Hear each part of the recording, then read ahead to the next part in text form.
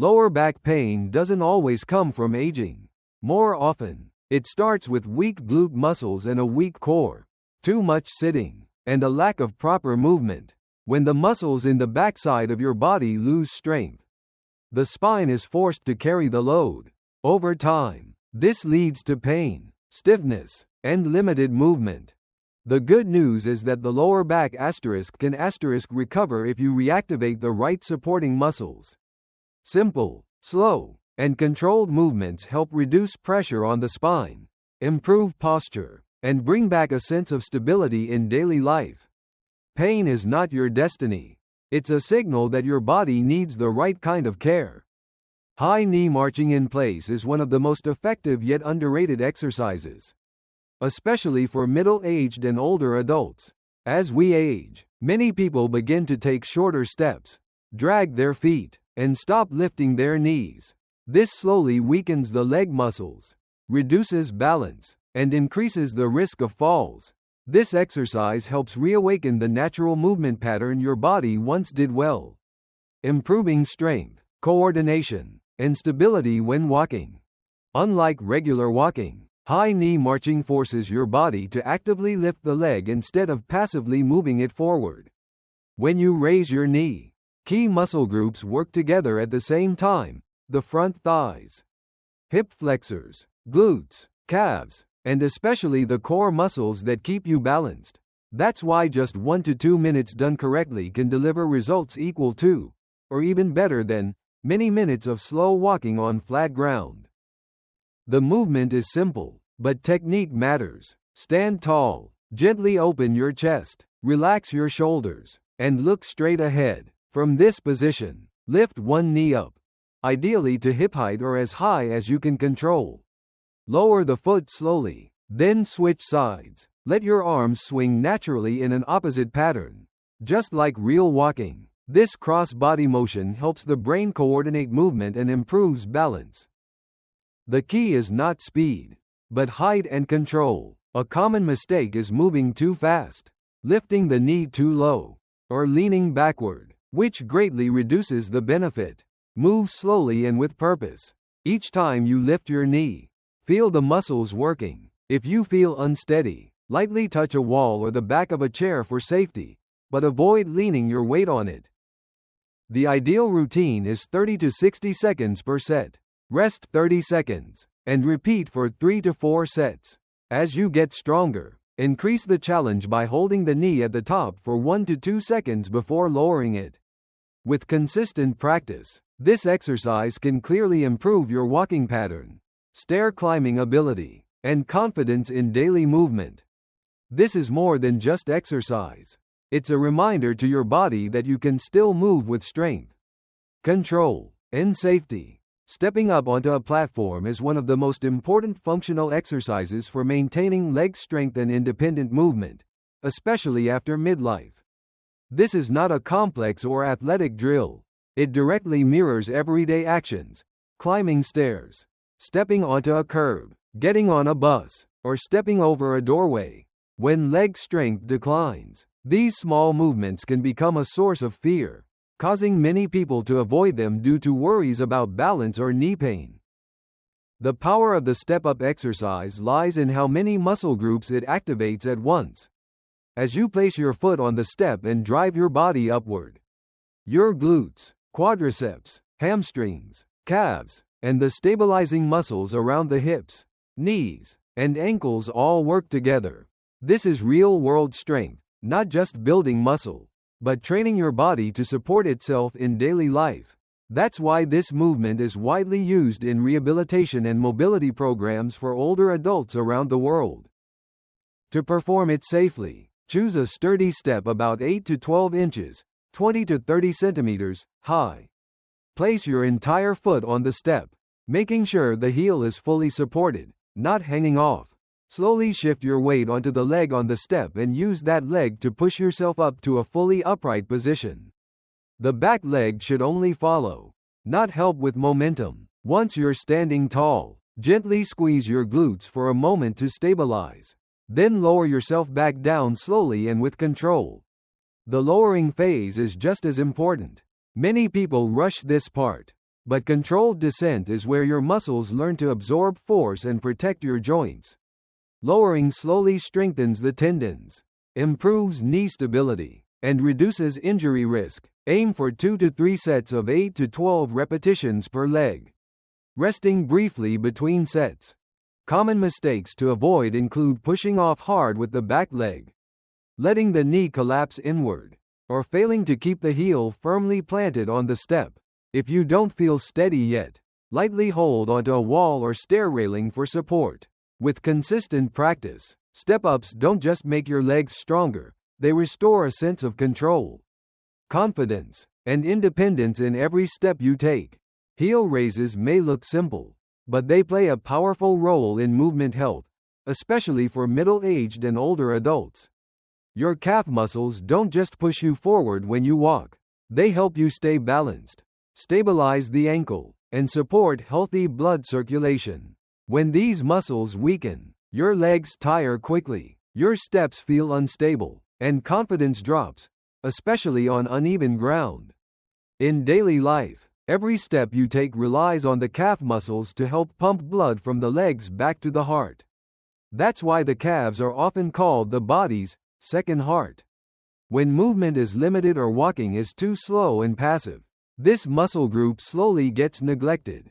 Heel raises reactivate deep muscles like the gastrocnemius and soleus, while strengthening the Achilles tendon, a key structure for ankle stability and safe movement. The movement itself is simple, but attention matters. Stand tall with your feet hip-width apart. Lightly rest your hands on a wall or the back of a chair for balance. Slowly lift your heels as high as you can, clearly feeling your calves tighten and work. Hold the top position for about 2 seconds. Then lower your heels down slowly until they touch the floor. This slow lowering phase is essential. It teaches the muscles to control force and absorb impact, which is critical for fall prevention. Once you feel comfortable, you can increase the challenge by doing heel raises on the edge of a step. Place the front half of your feet on the step. Let your heels drop slightly below floor level.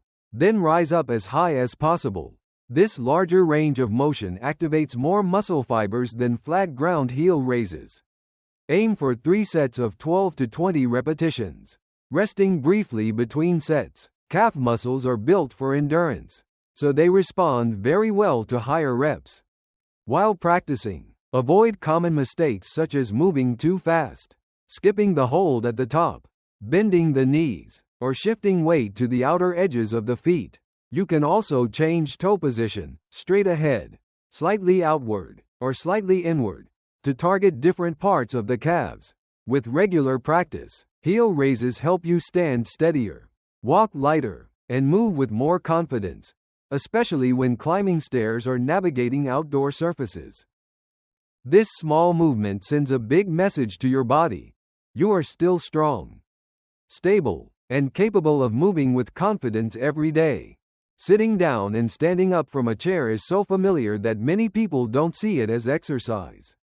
In reality, it is one of the most important movements that reflects your biological age and level of independence.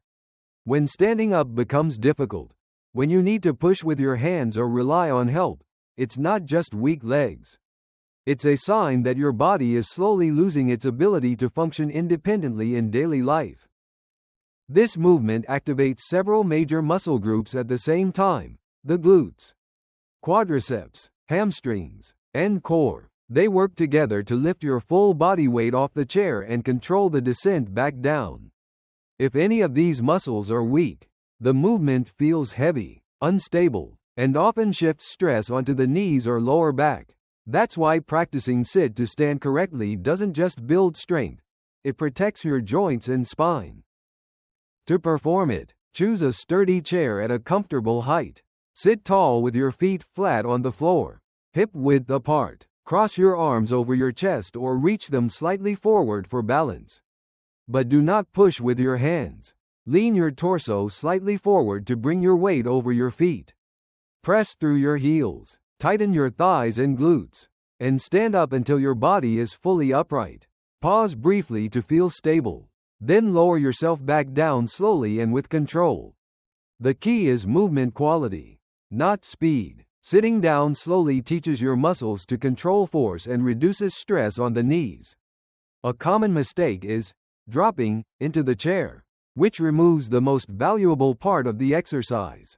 Aim for 2 to 3 sets of 8 to 15 repetitions, depending on your ability. As you get stronger, increase the challenge by using a lower chair, pausing midway, or holding a light object in front of your chest. Practiced consistently, this simple movement creates real changes in daily life. Getting out of bed feels easier. Sitting in cars or using public restrooms becomes less stressful, and confidence in movement grows. Sitting down and standing up is not just an exercise, it is the foundation of independence, helping you stay capable, self-reliant, and safe as time goes on.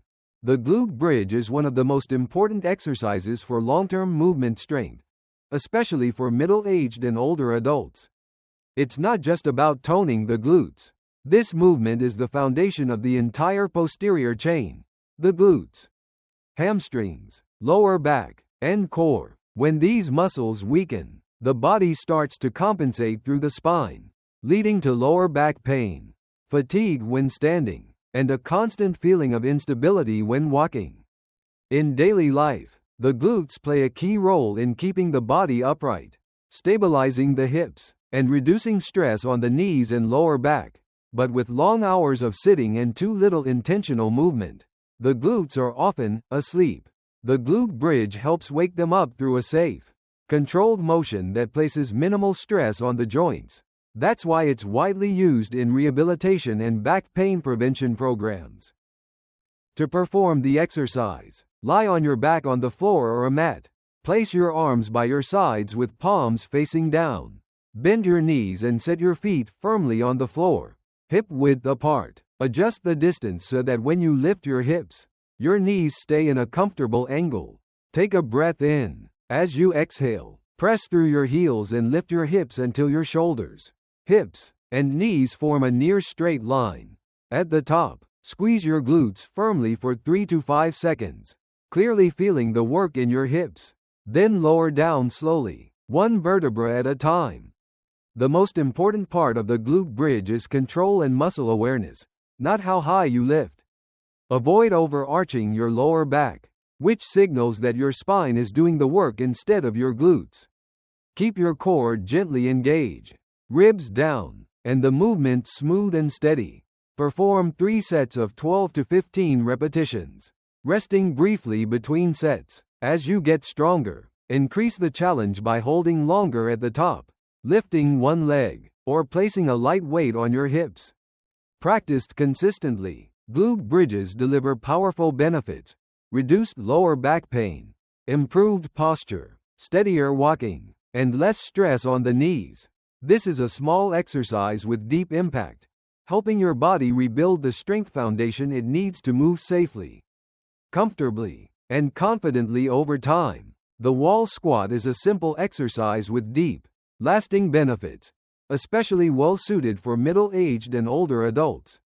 Unlike dynamic exercises that require constant movement, the wall squat is an isometric exercise. Your muscles hold tension for a period of time without moving. This builds muscular endurance, improves posture control, and increases knee stability, all without placing strong impact or stress on the joints. In the wall squat position, large muscle groups, the quadriceps, glutes, and core, work together to keep the body stable. This is exactly the kind of strength your body needs in daily life, standing for long periods, waiting in line, cooking, or maintaining balance during slow movement. When endurance in these muscles declines, fatigue comes quickly, posture collapses, and the knees are forced to take on more load, increasing the risk of pain and instability. The setup is simple, but alignment matters. Stand with your back against a wall and step your feet forward about 1.5 to 2 feet. Slowly slide your back down the wall until your thighs are nearly parallel to the floor and your knees form about a 90-degree angle. Keep your feet flat and firmly planted, knees tracking in line with your toes, not collapsing inward or pushing past the toes. Your entire back, from shoulders to lower back, should stay in contact with the wall to keep the spine neutral. Once in position, focus on slow, steady breathing. Do not hold your breath, as this can increase internal pressure and cause you to fatigue faster. Start by holding the position for 20 to 30 seconds. Rest, and repeat for 2 to 3 rounds. As your strength and confidence improve, gradually increase the hold time to 45 to 60 seconds. A light shaking in the thighs is normal. It's a sign the muscles are adapting and getting stronger. Wall squats offer real, practical benefits: stronger knees, better upright posture, and a clear improvement in endurance when standing for longer periods. Practiced consistently, this exercise helps your body build the strength foundation needed to move safely, steadily, and with greater confidence in everyday life. Your body doesn't grow weak just because of age, it weakens because it hasn't been moved the right way.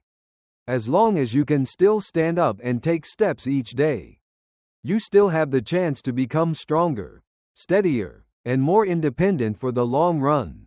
The simple exercises you've just seen are not meant to wear you out, but to protect what matters most in life: the ability to walk on your own, take care of yourself, and move with confidence. You don't need a gym or complicated equipment, just a few minutes a day and consistency. When you choose to move today, you're investing in a healthier back, stronger legs, and a future with less pain. Change doesn't happen overnight, but it happens day by day, through small, intentional movements. If you found this helpful, please tap *like* to support meaningful content. Subscribe * so you don't miss safe, science-based, easy-to-follow exercises, and *share this video with family and friends, especially anyone worried about back pain, weak legs, or losing balance. One simple share from you might help someone live stronger and healthier every day.